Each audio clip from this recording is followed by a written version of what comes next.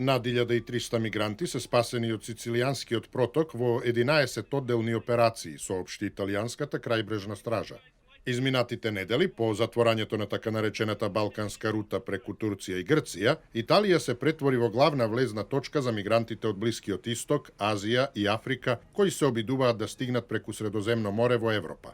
Околу 48.000 мигранти пристигнале во Италија од почетокот на годината, според податоците на Меѓународната организација за миграција.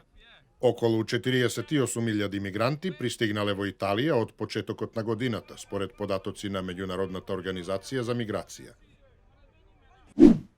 Повеќето британци го поддржуваат останувањето на земјата во Европската Унија, покажува истражувањето на јавното мислење објавено пред референдумот по ова прашање, кој треба да се одржи на 23 јуни. 44% од учесниците во анкетата се изјасниле за останување на земјата во ЕУ, додека 42% се изјасниле за излегување од Унијата. 13% од анкетираните не одлучиле како ќе гласаат на референдумот.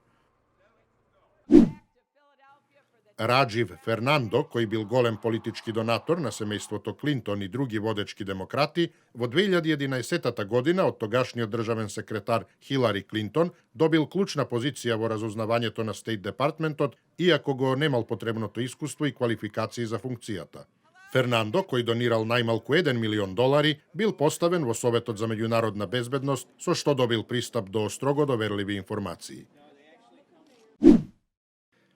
Полицијата во Орландо го идентификуваше убиецот на пејачката Кристина Грими како 27-годишен Кевин Джеймс, кој исто така почина од саморанување.